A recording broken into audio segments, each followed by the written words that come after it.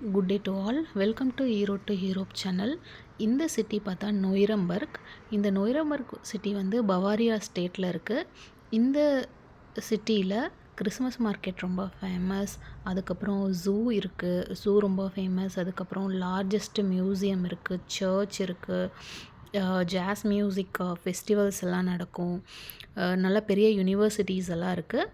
இந்த vlog வந்து அது எல்லாத்துலேயும் பார்த்துடலாம். இது வந்து ஒரு சர்ச். இந்த சர்ச் வந்து ஒரு Gothic church with stunning architecture. ரொம்ப பழைய காலத்தில் ஆர்கிடெக்சரில் வந்து பண்ணியிருக்காங்க. 1950 இதெல்லாம் உருவாயிருக்கு. இது வந்து உலகப்போருக்கு முன்னாடி இருந்த ஒரு பிக்சர். இது வந்து ஒரு பிக்சராக தான் வந்து கிடச்சிருக்கு, எடுத்திருக்காங்க. ஸோ அதை வந்து இந்த சர்ச்சில் வந்து ஸ்டிக் பண்ணி வச்சுருக்காங்க.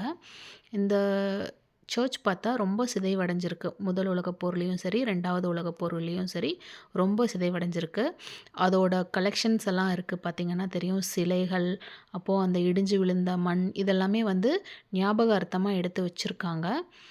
இதுவுமே வந்து இப்போ வரைக்குமே வந்து ஒரு கிளாஸ் போட்டு கவர் பண்ணி வந்து வெளியில் வச்சுருக்காங்க. பார்க்குறக்கே வந்து ரொம்ப வித்தியாசமாக இருந்துச்சு. இது வந்து அந்த காலத்துலேருந்து அதை மெயின்டைன் பண்ணி பராமரித்து எடுத்து வச்சுருக்காங்க. ஏன்னா இது வந்து ஒரு ப்ரூஃப், உலகப் போரில் இதெல்லாம் சிதைவடைஞ்சிருக்கு அப்படின்ட்டு. இந்த சர்ச் பார்த்தா ரொம்ப பெரிய சர்ச். கிறிஸ்மஸ் டைமில் இது ரொம்ப ஃபேமஸாக இருக்கும் இந்த சிட்டி அப்படின்னு சொல்கிறாங்க. உலகத்திலேயே மிகப்பெரிய கிறிஸ்மஸ் மார்க்கெட் வந்து இந்த சிட்டியில் தான் வந்து நடக்கும். இந்த ஆர்கிடெக்சர் வந்து உலகத்தில் இருக்கிற நிறையா ஆர்கிடெக்ட் எல்லாத்தையும் கூப்பிட்டு தான் வந்து இந்த சர்ச் வந்து பில்ட் பண்ணியிருக்காங்க. பிகாஸ் ஆஃப் கிறிஸ்மஸ் மார்க்கெட் ரொம்ப பெருசாக இருக்கும், பெருசாக இந்த சிட்டியில் தான் வந்து பண்ண போகிறோம் அப்படின்ட்டு 1950 வந்து ரோமன் எம்பையர்ஸால் வந்து இந்த இது வந்து உருவாக்கப்பட்டது. யூசுவலி பார்த்திங்கன்னா ரோமன் எம்பையர் தான் வந்து இருக்குது இந்த சிட்டி ஃபுல்லாகவே. இங்கே ஒரு பெல் வச்சுருக்காங்க. இதுவும் வந்து அந்த காலத்தில் வந்து பல உலகப்போருக்கு முன்னாடி இருந்த ஒரு மணி. இது வந்து சீட்ஸ். அந்த சர்ச்சுக்கு முன்னாடி வந்து ஃப்ரண்ட்டில் ப்ரேயர்ஸ்க்காக வச்சுருக்காங்க. சர்ச் பார்க்குறக்கே பியூட்டிஃபுல்லாக இருந்துச்சு. அதோட அஃபெக்டான அந்த செவரில் இருந்த துளைகள் எல்லாமே பார்க்க முடிஞ்சுது. கிளாஸில் வந்து ஆர்ட் வரைஞ்சி அப்படியே வச்சுருந்தாங்க. அதுக்கப்புறம் அங்கேருந்து வந்து நிறையா ஜூஸ் எல்லாம் அவங்க எல்லாம் இது பண்ணிட்டு வந்து அவங்களுக்கெல்லாம் வந்து சாப்பாடெல்லாம் கொடுத்துருக்காங்க. அந்த சர்ச் கட்ட வந்தவங்களுக்காக சாப்பாடு கொடுக்கறதும் வந்து மறுக்கப்பட்டது. ஸோ அங்கேருந்த வந்து உள்ளே இருக்கிறவங்களே வந்து ரொம்ப போராடி தான் இந்த சர்ச்சும் கட்டியிருக்காங்க. இதுதான் அந்த பிக்சரோட டீட்டெயில். இந்த டீட்டெயில்ஸ்லேயே நல்லா தெரியும். எல்லாருமே வந்து ஒரு ஃபுட் டைமில், ஒரு லஞ்ச் ஆர் டின்னர் டைமில் எடுத்துருக்கிற மாதிரி இருக்கும். இது ஒரு டேபிளில் சாப்பிட்ருக்கிற மாதிரி. ஸோ இந்த மாதிரி நிறையா ஸ்டாச்சூஸ் வந்து பார்க்க முடிஞ்சது. ஜீசஸோட கதைகள் எல்லாமே வந்து இந்த மாதிரி சர்ச்சில் இந்த மாதிரி சிலைகள் வச்சு எக்ஸ்பிளைன் பண்ணியிருப்பாங்க. இந்த ஸ்டோரிஸ் வந்து ரொம்பவுமே டிஃப்ரெண்ட்டாக யுனீக்காக இருக்கும். ஒரு சர்ச்லேயும் ஒரு மாதிரி யுனீக்காக இருக்கும். கிளாஸ் ஆர்ட், கிளாஸ் பெயிண்ட், அதுக்கப்புறம் வந்து இந்த ஸ்டாச்சு, அதுக்கப்புறம் வந்து ஒரு சர்ச்சில் பாவ மன்னிப்பு கேட்குறது அந்த ரூம் ஆகட்டும், ஸ்க்ரீன் போட்டு வச்சுருப்பாங்க. இதுதான் வந்து ஃப்ரண்ட்டில் மெயின் சர்ச், அதாவது ஜீசஸ் வச்சுருக்காங்க. இது வந்து பாவ மன்னிப்பு கேட்குறதுக்கான ஒரு ரூம். உள்ளே ஃபாதர் இருப்பாங்க. இவங்க வந்து க்யூவில் நின்று உள்ளே போயிட்டு அதை வந்து பாவ மன்னிப்பு கேட்டுக்கிற மாதிரி ஒரு செட்டப். இது வந்து ஒரு பிக்சரில் காட்டியிருக்காங்க. அந்த உலகப்போரில் இந்த சிட்டி எப்படி இருந்தது, சாப்பாட்டுக்கே ரொம்ப இதாக இருந்த மாதிரி இருந்து, அதுக்கப்புறம் நாளடைவில் எப்படி வந்திருக்காங்க அதெல்லாமே பார்த்துருக்காங்க. ஃபங்க்ஷன்ஸ் டைமில் இந்த மாதிரி எவ்ரிடே சண்டே மார்னிங் ஃபங்க்ஷன் டைம்லாம் ரொம்ப ரஷ்ஷாக இருக்கும் அப்படின்னும் சொல்லியிருக்காங்க. நாங்கள் வந்து வீக் டேஸில் போயிருந்தோம். அதனால் கூட்டம் இல்லை, அவ்வளோவா ரஷ்ஷாக இல்லை. ஸோ எங்களால் பீஸ்ஃபுல்லாக எல்லாம் டீட்டெயிலாக கவர் பண்ண முடிஞ்சது. இதுதான் வந்து சிலை, இங்கே மெயினாக இருக்கிற சிலை. இதுவுமே வந்து அஃபெக்ட் ஆகிருக்கு, பட் ஸ்டில் அப்படியே வச்சுருக்காங்க, மெயின்டைன் பண்ணியிருக்காங்க.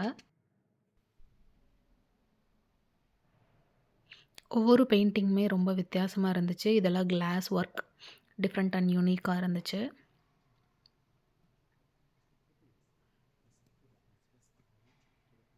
ஸோ ஹேங்கிங் பெல் மாதிரி ஒன்று வச்சுருந்தாங்க.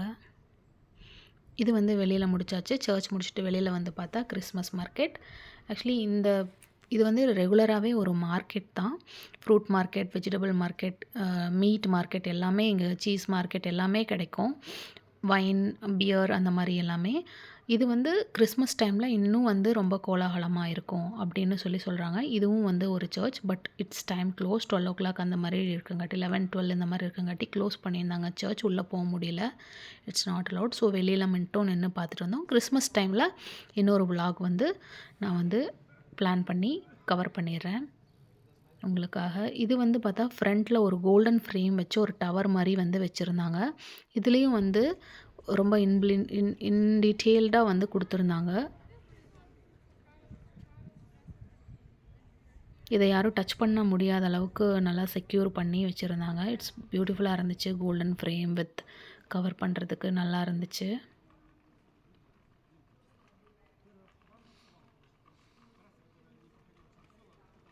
இது முடிச்சுட்டு பார்த்தா ஒரு கேசல் இருந்துச்சு. சரி கேசலுக்கும் போகலாம் அப்படின்னு சொல்லிட்டு பிளான் பண்ணிவிட்டு கேசலுக்கு நடக்க ஆரம்பித்தோம்.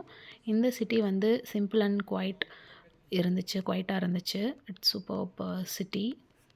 எலகண்ட் சிட்டி கூட. இங்கே வந்து கேசலுக்கு ரீச் ஆயாச்சு. இதுதான் வந்து அந்த கேசல்லேருந்து, அதாவது கோட்டையிலேருந்து பார்த்த ஒரு வியூ. என்டையர் சிட்டி ஃபுல்லாகவே ரொம்ப பியூட்டிஃபுல்லாக இருக்கும் இந்த சிட்டியிலேருந்து கவர் பண்ணுறக்கு. It was so amazing.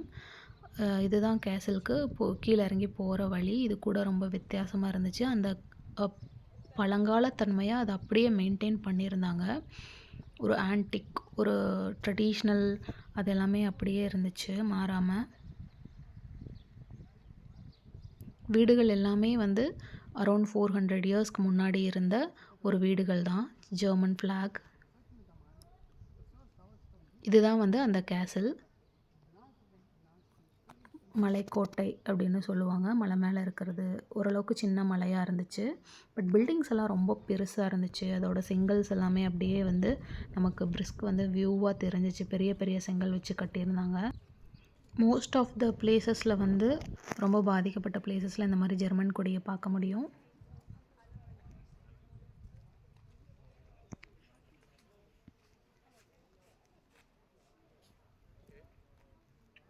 இது மேலே உள்ளே வந்தால் கோட்டையோட வியூ வந்து இந்த மாதிரி தான் இருக்குது. இங்கே தான் வந்து கிங் அண்ட் குயின் அவங்கெல்லாம் வந்து வாழ்ந்திருக்கிறதா வந்து இங்கே இருந்த கல்வெட்டுக்கள், அப்புறம் மறுபடியும் வந்து இங்கே கூகுள் பண்ணி நிறையா நோட்ஸ் எடுத்து பார்த்தா அவங்கள பற்றின டீட்டெயில்ஸ் எல்லாமே நிறையா இருந்துச்சு. நிறையா கார்டனிங்ஸ் எல்லாம் வந்து சுற்றி வச்சுருந்துருக்காங்க. நிறையா மரமெல்லாம் பெருசாக வளர்ந்துருந்தது. கிட்டத்தட்ட ஒரு 400-500 வருஷத்துக்கு முன்னாடி இருந்த மரங்கள் எல்லாமே நிறையா இருந்துச்சு. அது எல்லாமே பார்க்குறக்கே ஒரு யூனிக்காக வித்தியாசமாக இருந்துச்சு. நிறையா இடங்கள், ஸ்பேஸ் நிறையா இருக்கும். ஒரு கோட்டைனாவே ரொம்ப கன்ஜஸ்டடாக இல்லாமல் ஸ்பேஸ் நிறையா இருக்கும். அதுக்கப்புறம் இந்த மாதிரி ஃப்ளவர்ஸ் வச்சு ஒரு ஃப்ரண்ட்டில் அந்த கோட்டையோட முன்னாடி பார்த்திங்கன்னா நிறையா ஃப்ளவர் டெக்கரேஷன் வந்து பண்ணியிருந்தாங்க. துலிப்ஸ் இருக்குது. ரொம்ப வித்தியாசமான ஃப்ளவர்ஸ் வந்து பார்க்க முடிஞ்சது. எல்லாமே வந்து சம்மரில் வந்து ஒரு இருக்கக்கூடிய ஒரு ஃப்ளவர்ஸ். ஒரு பியூட்டிஃபுல் கார்டனிங் மாதிரி இருக்குது. இங்கே இருக்கிற மக்கள் எல்லாருமே வந்து இந்த மாதிரி இயற்கை விரும்பக்கூடியவங்களாக இருக்காங்க. இது டோட்டலாக வித்தியாசமாக இருக்குது. 2 சைடு வந்து ஒரு கார்டன் மாதிரி, சென்ட்ரல் ஒரு gate. It's so different and amazing. Tulips பூக்கள் அப்படியே ஒரு பர்பிள் கலரில். That's all today. Thanks for வாட்சிங் and subscribe to my channel.